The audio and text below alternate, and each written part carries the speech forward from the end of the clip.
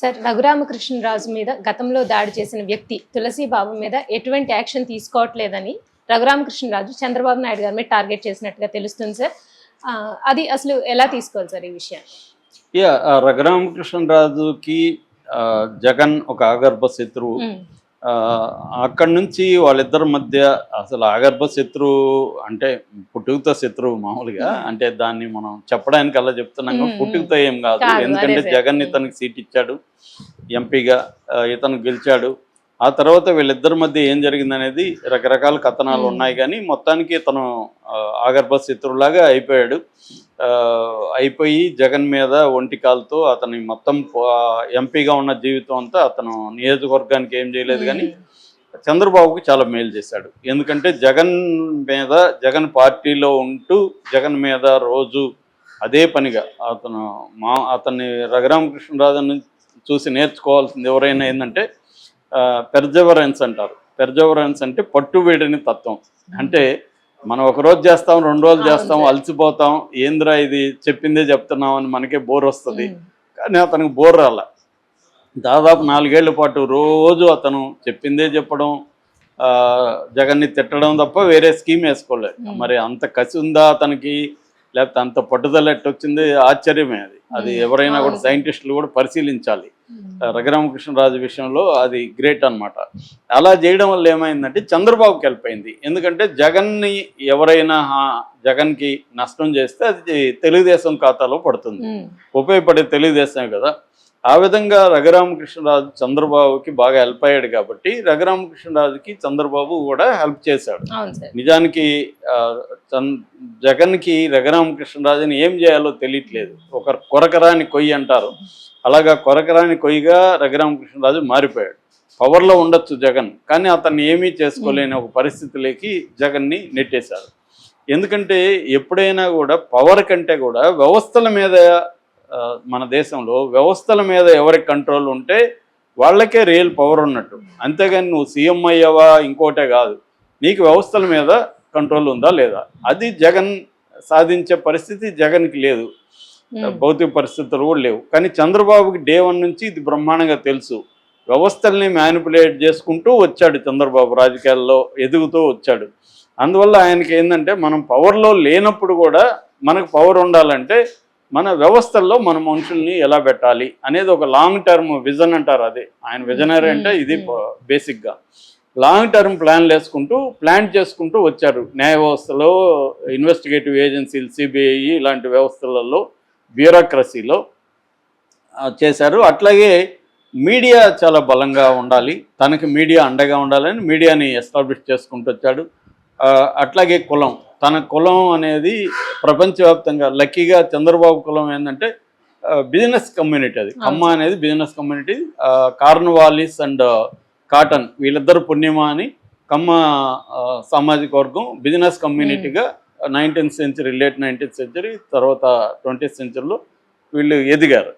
So అది కూడా ఉపయోగపడింది. ప్రపంచవ్యాప్తంగా స్ట్రాంగ్ బిజినెస్ కమ్యూనిటీగా ఉండడం అనేది కూడా ఎదిరింది. అంటే సపోర్ట్ సిస్టమ్స్ అనేవి చంద్రబాబుకి కులము, వ్యవస్థలు, మీడియా, ఇది బాగా పనికొచ్చింది.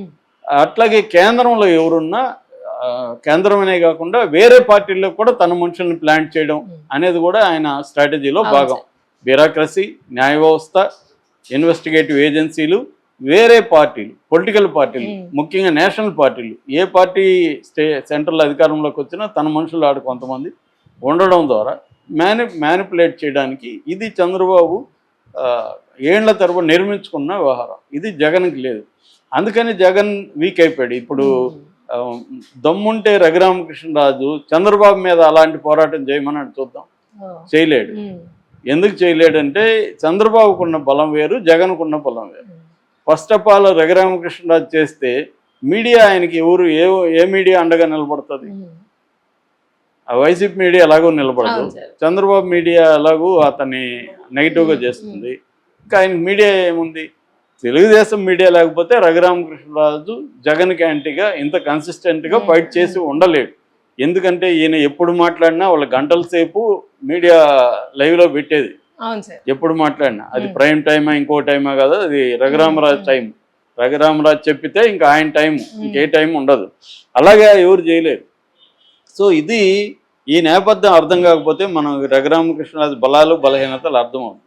అందుకని ఇప్పుడు ఆయన ఒక్కోసారి ఏమనుకోవచ్చు, ఇదంతా నా బలం అని కూడా ఆయన నమ్మచ్చు, కానీ ఆయనకు కూడా తెలియదని నేను అనుకోవట్లేదు. ఆయన సక్సెస్ఫుల్ వ్యాపారవేత్త, 7-8 రాష్ట్రాల్లో సక్సెస్ఫుల్గా వ్యాపారాలు ఉన్నాయి ఆయనకి. సో ఈ నేపథ్యంలో ఫైనల్గా రఘురామకృష్ణరాజు కోరుకున్న ఎంపీ సీట్ ఇవ్వాలి. ఎందుకంటే ఆయనకి ఎంపీ కావాలి. ఎందుకు? తన 7-8 రాష్ట్రాల్లో వ్యాపారాలు ముఖ్యం. ఆల్రెడీ ఆయనకి సిబిఐ కేసులు ఉన్నాయి. ఇవన్నీ డీల్ చేసుకుంటూ ఉండాలంటే ఆయనకి ఢిల్లీలో ఉండాలి. కానీ చంద్రబాబు ఆ విషయంలో ఆయనకి గట్టిగా నిలబడి చేయలేదు. చంద్రబాబు చేయకపోవడం వల్ల తనకు అసంతృప్తి వచ్చింది. కొంత మాట్లాడాడు యాంటీగా కూడా అప్పట్లో. అయినా కూడా ఆయన ఏం చేయలేడు. మాట్లాడడం వల్ల నష్టం తప్ప లాభం లేదని ఆయనకు కూడా తెలుసు. జగన్ విషయంలో లాభం ఉంది, ఎందుకంటే ఇటు రావచ్చు, బీజేపీతో పరిచయాలు ఉన్నాయి. కానీ ఇక్కడ అది లేదు కదా. అందుకని ఆయన ఏం చేశాడంటే కొంత చంద్రబాబుతో లోకేష్తో అనుకూలంగా ఉంటూ మొత్తానికి ఎమ్మెల్యేగా అయ్యాడు. ఎమ్మెల్యేగా అయినప్పటి నుంచి కూడా ఆయన స్పీకర్కి కన్నేశాడు. కానీ చంద్రబాబు ఆ పని చేయలేదు. స్పీకర్ని వేరే ఆయన పెట్టారు. దాని తర్వాత మంత్రిగా ఇస్తారేమో చిత్రీకోటాలు అనుకున్నారు, అది కూడా ఇవ్వలేదు. చివరికి చంద్రబాబు కనీసం అదేదో అంటారు, కంటి తుడుపు చర్యగా అన్నట్టు. కంటి తుడుపు అని కాదు, అదే కంటి తుడుపు అని కూడా కాదు, కానీ కన్ను గుడ్డిదయ్యి ప్రాణం మిగిలింది అంటారు కదా, సామెత నాకు కరెక్ట్. కన్ను పోతే పోయింది కానీ కనీసం ప్రాణమైన అలాగా ఆయనకి మొత్తానికి ఒక పదవి అయితే ఇచ్చాడు. ఇప్పుడు ఏంటంటే ఆయనకి కక్ష తీర్చుకోవాలా, పవర్ వచ్చింది కాబట్టి జగన్ మీద కక్ష తీర్చుకోవాలి. జగన్ మీద తీర్చుకోవాలంటే ఆయన దగ్గర ఉన్న ఆయుధం ఏంటంటే గతంలో ఏపీ సిఐడి వాళ్ళు తను తీసుకెళ్లి కొట్టారని అప్పుడు ఆరోపించారు. అది కోర్టులో ఏమి ఫైనల్గా ప్రూవ్ అవ్వలేదు, ఇంకా ఏం జరగలేదు. ఇప్పుడు మన గవర్నమెంట్ ఉంది కాబట్టి ఎవరైతే కొట్టారో సిఐడి వాళ్ళు కొట్టారో లేదు తెలియదు, కొట్టారని ఆరోపిస్తున్న వ్యక్తి కాబట్టి వాళ్ళందరినీ సస్పెండ్ చేసేయాలి, వాళ్ళందరినీ జైల్లో పెట్టాలి అనేది ఈయన ప్లాన్. అందుకని కంప్లైంట్ ఇచ్చారు జూన్లో గుంటూరులో. వాళ్ళ మీద కేసులు పెట్టారు. వాళ్ళల్లో కొంతమంది బెయిల్ తెచ్చుకున్నారు, కొంతమంది ఏం తెచ్చుకోలేదు. కానీ చంద్రబాబు వాళ్ళని ఎవరిని అరెస్ట్ చేయట్లేదు. సునీల్ కుమార్ని చేయట్లేదు. పిఎస్ఆర్ ఆంజనేయులు ఈయన పెట్టిన వాళ్ళు అంటే Sunil Kumar, PSR Anjaneyulu A1 A2 Jagan A3 ఇలాగ ఉన్నారు. వాళ్ళల్లో ఇప్పుడు వాళ్ళని ఎలాగో సస్పెండ్ చేయట్లేదు. ఆ కోపం చంద్రబాబు మీద ఈయనకుంది.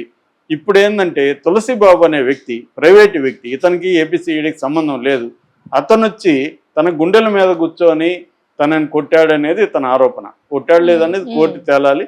అతనికి సిఐడికి ఉన్న సంబంధం ఏంటంటే సిఐడి వాళ్ళు ఏ కేసు పెట్టినా ఇతను వెళ్ళి కోర్టులో సిఐడి న్యాయ సలహాలు ఇచ్చేవాడు సిఐడికి. అందుకని 48 లక్షలు సిఐడి ఇతనికి ఇచ్చింది అనేది ఇప్పుడు రఘురామకృష్ణరాజు చెప్తున్నాడు. సో దీన్ని 48 లక్షలు ఎందుకు ఇచ్చింది?